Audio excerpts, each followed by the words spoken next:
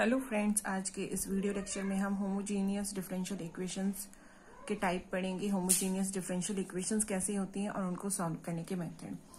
Homogeneous differential equations पर पहुंचने से पहले हम जरा देखें कि होमोजीनियस फंक्शन किस टाइप का होता है। तो डेफिनेशन इस होमोजीनियस डिफरेंशियल इक्वेशन से पहले होमोजीनियस फंक्शन की कुछ इस तरह से है। A function z which is equal to function of x y is said to be homogeneous of degree n। इस फंक्शन को हम डिग्री n का होमोजीनियस फंक्शन कहेंगे अगर मैं z को इस फॉर्म में लिख सकूं, that is z which is equal to x raise to the power n function of y upon x की टर्म में। यहाँ जो x की पावर होगी वो ही उस फंक्शन की डिग्री होगी और फंक्शन किस फॉर्म में होना चाहिए, y अपॉन x की फॉर्म में। इस डेफिनेशन को समझने के लिए एक एग्जांपल करते हैं हम। अगर मेरा z which is equal to x square y plus x y square minus y cube है और मुझे ये चेक करना है कि is this a function is homogeneous और नॉट, तो हमें क्या करना होगा, x raise to the power n और फंक्शन y अपॉन x की टर्म में लिखना होगा। तो हम इस फंक्शन को किस तरह x की हाईएस्ट पावर कॉमन लेकर यहाँ पर आप देख रहे हो एक्स स्क्वायर वाई है, एक्स वाई स्क्वायर है और लास्ट टर्म में तो x टर्म मिसिंग ही है। हमें क्या चाहिए, y अपॉन x में। तो यहाँ पर ये y अपॉन x में कब होगा, जब इसको मैं x क्यूब से डिवाइड करूँ। यहाँ पर भी y अपॉन x में कैसे होगा, क्योंकि यहाँ x मल्टीप्लाई हो रहा है।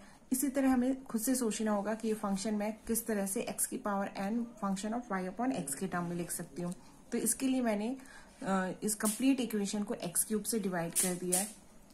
x क्यूब से डिवाइड किया तो यहाँ दिखा रही हूँ मैं x क्यूब कैसे होगा, दिस x क्यूब यहाँ से डिवाइड हुआ, हम मल्टीप्लाई भी करेंगे डिवाइड भी करेंगे और डिवाइड टर्म तो मैं अंदर ले गई हूँ। तो डिवाइड जब हर एक टर्म के साथ कैसे आएगा, दिस एक्स स्क्वायर से एक्स क्यूब कैंसिल हो जाएगा और y अपॉन एक्स बचेगा मेरे पास। सिमिलरली नेक्स्ट टर्म में मुझे क्या चाहिए, y अपॉन एक्स का होल स्क्वायर बचेगा and the third term is y by x का क्यूब। तो यहाँ पर ये जो मेरा z फंक्शन है इसकी ये एक होमोजीनियस फंक्शन हो गया, कंप्लीट फंक्शन की बात हो रही है और इसकी डिग्री क्या हो गई, जहां पर x की टर्म क्या है 3। तो ये होमोजीनियस फंक्शन हो गया विद डिग्री 3। ये होमोजीनियस फंक्शन की बात हुई। इसमें कुछ स्पेशल केसेस हैं, उसके लिए हम जैसे अगर मेरे पास कोई सिंगल टर्म है, अगर मेरे पास कोई पॉलिनोमियल है that containing only one term is always homogeneous होता है और उसकी डिग्री आप देखोगे यहाँ पर डिग्री क्या होगी, z which is equal to x cube y cube. तो यहाँ पर एक सिंगल टर्म है, यहाँ पर वेरिएबल आपके पास दो वेरिएबल्स हैं x एंड y। तो इसकी डिग्री अगर मुझे डिफाइन करनी है तो डिग्री कैसी होगी, इन दोनों टर्म्स का प्लस। तो इस तरह से इसकी डिग्री हो जाएगी। मैंने यहाँ पर होमोजीनियस लिखा है एंड डिग्री मिसिंग करी है कि जिससे कि हम डिफाइन कर पाए। तो यहाँ पर इसकी डिग्री हो गई इन दोनों टर्म्स का सम। अगर मेरा पॉलिनोमियल टर्म में नहीं है फंक्शन, तो फ्रैक्शन फॉर्म में है, यानी कि रैशनल नंबर है, फर्स्ट ऊपर कोई और पॉलिनोमियल है, नीचे कोई डिफरेंट पॉलिनोमियल है, तो रैशनल फॉर्म में है, तो हम इस तरह के फंक्शंस की डिग्री अगर हमें निकालनी हो, होमोजीनियस चेक करना हो कि होमोजीनियस है या नहीं, तो वो किस तरह से चेक करेंगे। सबसे पहले z हमारा क्वेश्चन है x cube plus y cube divided by x minus y. यहाँ से हमारे पास देखो एक्स स्क्वायर कॉमन आ रहा है और यहाँ से सॉरी एक्स क्यूब कॉमन आ रहा है। यहाँ से अगर मैं इसको लिखूं, दिस इज एक्स क्यूब, हमारे पास आया 1 प्लस वाई अपॉन एक्स क्या क्यूब। यहाँ से हम देख रहे हैं दिस एक्स कॉमन, यहाँ से 1 माइनस वाई अपॉन एक्स। इसको सिंप्लीफाई करोगे तो एक्स स्क्वायर बचेगा 1 प्लस वाई अपॉन एक्स का cube and 1 minus y upon x. So this z is a homogeneous function of degree 2। तो ये हमारा इस तरह से क्या हो गया, होमोजीनियस फंक्शन हो गया डिग्री 2 का। एक और इस पे केस लेते हैं। अगर मेरा फंक्शन रैशनल फॉर्म में है और डिग्री हम कैसे डिफाइन कर सकते हैं, हमारे पास एक और तरीका है। अगर ये रैशनल फंक्शन की फॉर्म में है, दैट इज क्वोशिएंट ऑफ दो पॉलिनोमियल्स की बात हो रही है, तो degree of homogeneous is given as the, आपको क्या करना है, न्यूमरेटर की डिग्री में से डिनोमिनेटर की डिग्री को सबट्रैक्ट करना है। तो इस तरह से हम फाइंड आउट कर सकते हैं कि हमारे जो फंक्शन है वो होमोजीनियस है या नहीं और साथ में उसकी डिग्री क्या होगी। इससे रिलेटेड हमारे पास कुछ एग्जाम्पल हैं, उनकी हम डिग्री फाइंड आउट करते हैं और साथ के साथ नोट डाउन भी करते हैं कि इन फंक्शंस की डिग्री क्या होगी। तो फर्स्ट हमारे पास है this example, a x square plus 2h(xy) plus by square divided by c x plus dy। यहाँ पर देखो एक्स स्क्वायर टर्म कॉमन आ रही है, लास्ट में y की पावर क्या है 2 है, एक्स स्क्वायर कॉमन लेंगे। यहाँ पर हर एक टर्म की जो डिग्री आप देख रहे हो, यानी कि हर एक टर्म जो है एक्स स्क्वायर, ए तो कांस्टेंट है, 2h ये अगेन एक कांस्टेंट टर्म है, b भी हमारा कांस्टेंट है, तो ए बी सी डी जो है वो तो a b c d and h all these are constant. Variables क्या है आपके पास, यहाँ पर x है, यहाँ x y, इन दोनों को सम करोगे 2 है, यहाँ पर भी 2 है, यहाँ सबकी पावर क्या है 1 है। तो इस केस में हमारे पास क्या हो जाएगी, numerator minus denominator that is 1 order की क्या होगी डिग्री का होमोजीनियस फंक्शन होगा।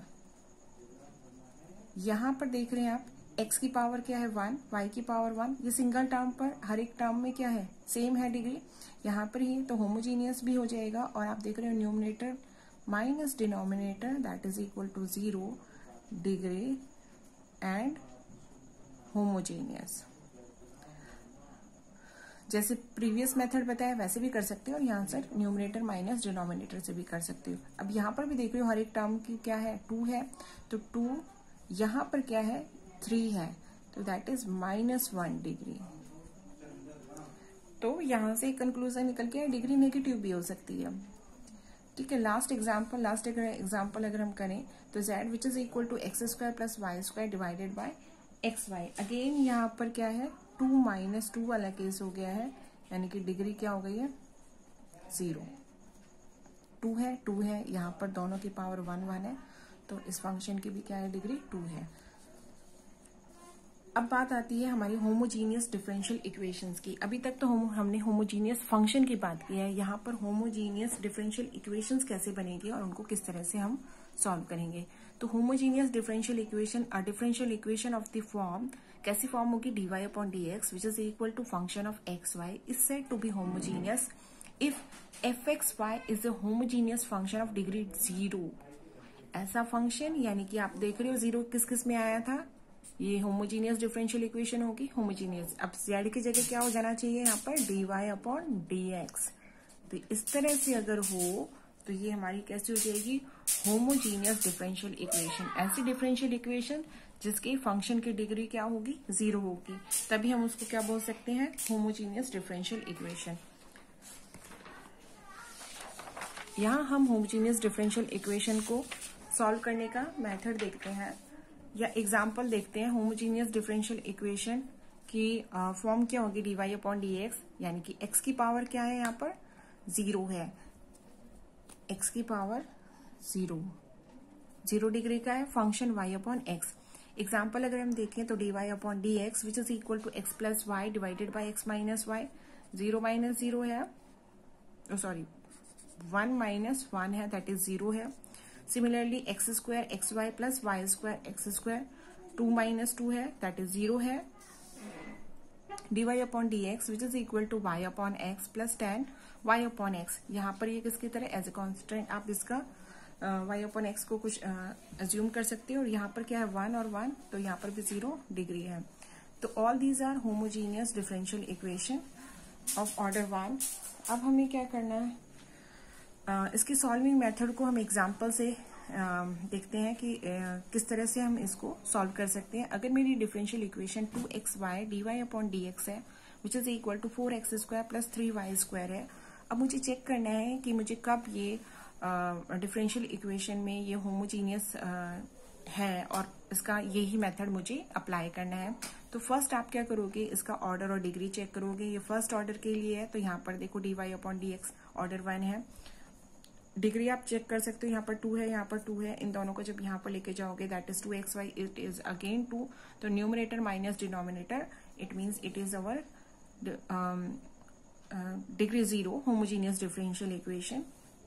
वेरिएबल, अब अगर हमारा इसके बाद फर्स्ट स्टेप पे हमें चेक करना है कि ये सेपरेशन ऑफ वेरिएबल से सॉल्व हो रहा है या नहीं। सेपरेशन ऑफ वेरिएबल अगर नहीं अप्लाई होता तो उसके बाद हम क्या करते हैं कि ये डिफरेंशियल इक्वेशन हमें चेक करनी है कि इज दिस अ लीनियर और नॉट। अभी तक लीनियर के केसेस हमने नहीं देखे हैं, तो आप क्या करोगे उसके बाद लीनियरिटी वाला जब हम चैप्टर पढ़ेंगे तो वहां डिस्कस करेंगे। उसके बाद आपको देखना है कि सेपरेशन से नहीं हो रहा है तो आपको किससे चेक करना है कि इसमें होमोजीनियस है या नहीं। अगर होमोजीनियस है तो इसको हम किस तरह से सॉल्व करेंगे। इसको सॉल्व करने के लिए हम देखते हैं ये हमारी इक्वेशन हो गई है dy upon dx that is ये हमने सेपरेट कर लिया, that is dy upon d x which is equal to 4x² plus 3y² divided by 2xy। यहाँ पर जो टर्म थी मल्टीप्लाई वो यहाँ पर हमने फ्रैक्शन फॉर्म में ले ली। अब बहुत सारी जो बुक्स हैं वो क्या प्रेफर करती हैं, x की जगह आप लैम्बडा x पुट कर दो, y की जगह लैम्बडा y पुट कर दो। तो इस तरीके से भी आप कर सकते हो और इस तरीके से भी। पहले हम ये लैम्बडा x वाला टर्म वाला मेथड देखते हैं। अगर x की जगह आपने लैम्बडा x और y की जगह लैम्बडा y पुट किया तो आपकी इक्वेशन किस तरह से बनेगी, dy upon d x which is equal to 4 lambda square x square, x की जगह पुट कर दिया, 3 lambda square y square divided by 2 lambda square xy। अब यहाँ से क्या है, लैम्बडा कॉमन आ रहा है, यहाँ बचा आपके पास 4x² plus 3y² divided by lambda square 2xy। या लैम्बडा से लैम्बडा कैंसिल हो जाएगा, आपके पास क्या बचेगा 4x², जो वही वाली टर्म बचेगी। ठीक है, तो सी पर ना पहुंचकर हम क्या करेंगे, यहीं पर अपना y की जगह vx पुट कर देंगे। आपका प्रोसेस क्या है, आपने पहले इक्वेशन को इस फॉर्म में लिख दिया और आपको क्या लिखना है, y की जगह vx पुट कर रहे हो। अगर vx ले रहे हैं, हम एज्यूम कर रहे हैं, तो इसका डिफरेंशिएशन क्या होगा, dy upon d x, x का 1 हो जाएगा और x dv अपॉन dx। अब हमारी ये जो dy अपॉन dx की जो वैल्यू आई है उसको हम कुछ नंबर देकर आपके जो क्वेश्चन है उसमें आप पुट कर दोगे। आप यहाँ dy अपॉन dx की वैल्यू पुट करोगे तो वो क्या आएगी, b plus x dv upon dx which is equal to 4x² plus 3b² x² divided by 2v x²। क्या किया, सिर्फ x² एज इट इज रहने दिया, y की जगह vx पुट कर दिया है। ये कुछ इस तरह की इक्वेशन बन गई है। x² आप देख रहे हो हर एक टर्म से कॉमन आ रहा है, तो 4 plus 3v² divided by 2v बना है। ये v वाले फंक्शन को हम सेपरेट कर लेते हैं, तो यहाँ पर क्या बचेगा, x dv upon dx which is equal to 4 plus 3v² divided by 2v minus v। LCM लोगे, एलसीएम लेने पर हमारे पास फंक्शन क्या निकल के आएगा, ये सिंप्लीफाई करने पर 4 plus v² divided by 2v। अब यहाँ से हम क्या कर सकते हैं, v वाली टर्म्स अगेन हमें क्या करना है, सेपरेशन ऑफ वेरिएबल लगाना है। Why this separation of variable, क्योंकि यहाँ पर v का फंक्शन बना है एंड x का बना है, तो v वाली टर्म को हम सेपरेट कर देंगे dv के साथ। This is 2v divided by 4 plus v² and this is equal to dx upon x। यहाँ से पर हम इंटीग्रेट करेंगे तो log of v plus v², sorry this is 4 plus v² which is equal to log x plus log c। यहाँ से हम दोनों, हमने इंटीग्रेशन कांस्टेंट ही log के टर्म में, ये हमारे क्वेश्चन के डिमांड के अकॉर्डिंग होगा कांस्टेंट। यहाँ से अब इसको सिंप्लीफाई करते हैं तो this is xc and this is 4 plus v²। What will be the value of v is a y which is equal to vx था। यहाँ से हम, हमारा y क्या था, which is equal to vx, v की वैल्यू निकाल लेंगे, y upon x which is equal to v, यहाँ हम पुट करेंगे तो 4 plus y² upon x² is equal to xc। इसको सिंप्लीफाई करेंगे तो हमारे पास वैल्यू क्या निकल के आएगी, 4x² plus y² which is equal to cx3। तो ये हमारा क्या होगा, रिक्वायर्ड सोल्यूशन होगा। इसी होमोजीनियस पर बेस्ड एक और क्वेश्चन हम ट्राई करके देखते हैं। हमारा क्वेश्चन कुछ इस तरह से है, solve the differential equation that is dy upon dx which is equal to 2y minus x divided by 2x minus y। पहले तो आप चेक कर सकते हो कि ये आपकी क्या है, फर्स्ट ऑर्डर की होमोजीनियस इक्वेशन है, क्योंकि यहाँ पर क्या है 1 है, यहाँ पर भी क्या है, इसकी पावर 1 ही है, तो 1 minus 1 numerator minus denominator that is 0 degree का है, होमोजीनियस फंक्शन है। अब यहाँ पर हमें क्या करना है, हम डायरेक्ट यहाँ पर सॉल्व कर रहे हैं, y की जगह क्या लिख देंगे, vx ले लेंगे। vx पुट करने से इसका डिफरेंशिएट करने पर dy upon dx which is equal to v plus x dv upon dx होगा। इसको यहाँ पर पुट करते हैं तो v plus x dv upon dx which is equal to y की जगह vx minus x divided by 2x minus vx। Again x common आ रहा है तो यहाँ पर आपका आएगा 2v minus 1 and 2 minus v। Again हम क्या कर रहे हैं, सेपरेट कर रहे हैं v वाली टर्म को, पहले v के लिए सिंप्लीफाई करेंगे तो v को आप यहाँ पर राइट हैंड साइड पर लेके जाएंगे तो that is x dv upon dx which is equal to 2v minus 1 divided by 2 minus v minus of v। यहाँ पर एलसीएम के प्रोसेस से आप सॉल्व करोगे तो आपकी टर्म आएगी v² minus 1 divided by 2 minus v। यहाँ सेपरेट v का फंक्शन हो गया है यहाँ पर dv अपॉन dx, तो x वाली टर्म हम अलग कर देते हैं और v वाली टर्म अलग कर देते हैं। तो अब आपके पास क्या आएगा, this 2 minus v divided by v square minus d 1 dv which is equal to dx upon x। Integrate करोगे 2 अपॉन बी। यहाँ आपको इंटीग्रेशन आना चाहिए। मोस्ट इंपॉर्टेंट थिंग क्या है कि अगर आपको इंटीग्रेशन नहीं आता है तो आप पुराने कुछ जो इंटीग्रेशन के प्रोसेस थे वो रिवाइज करो, जिससे कि आप इजीली कर पाओ। तो यहाँ पर आप देख रहे हो कि इजीली तो इंटीग्रेट नहीं हो रहा है, तो हर एक टर्म को आप a upon this and b upon this के टर्म में लिख सकते हो। तो 2 upon v square minus d v and minus v upon v square minus 1 d which is equal to dx upon x plus log of c। अभी से integrating constant मैंने add कर दिया है। अब यहाँ पर ये dx वाला इंटीग्रेशन तो बहुत इजी है। यहाँ आपको चेक करना है कि यहाँ पर ये किसके टर्म है। दिस 2 को अगर आप बाहर निकाल लो तो dv upon X square minus A square, D X upon X square minus A square का फॉर्मूला आपको आना चाहिए। तो उसका फॉर्मूला होता है 1/2a X minus A upon X plus A. X की जगह क्या है, यहाँ पर v है, तो यहाँ पर आ जाएगा आपका 2 से 2 कैंसिल हो जाएगा और log v minus 1 divided by v plus 1 minus 1/2 y this 1/2 v square minus 1 को आप अज्यूम कर लो दैट इज टी। तो यहाँ पर क्या आ जाएगा 2v। वैसे भी क्या है, ये इसी का ही डिफ्रेंशिएशन है। तो यहाँ से क्या है, एक तरह से 1/2 बाहर निकाल, आपने 2 से मल्टीप्लाई कर दो, 2 से डिवाइड कर दो, तो 2v इसी का टर्म बन जाएगा। तो that is log V square minus 1 which is equal to log of X plus log of सी।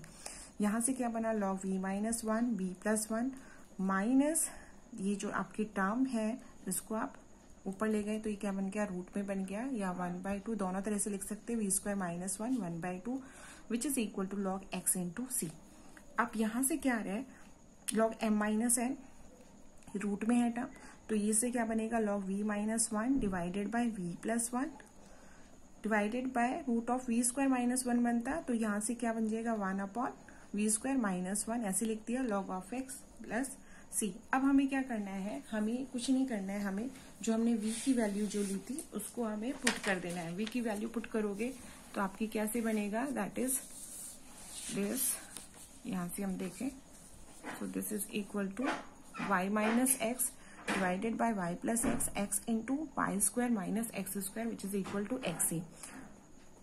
इसको और सिंप्लीफाई कर सकते हैं, ये रूट में है, root of y plus x और y माइनस एक्स, तो यहाँ पर ऊपर वाली टर्म कैंसिल हो जाएगी, तो root of y minus x divided by y plus x की पावर कितनी हो गई 3/2 which is equal to x से एक्स यहाँ पर कैंसिल हो गया, दिस इज सी। तो यहाँ पर y आपका यहाँ एज इट इज छोड़ दिया, दैट इज ओके।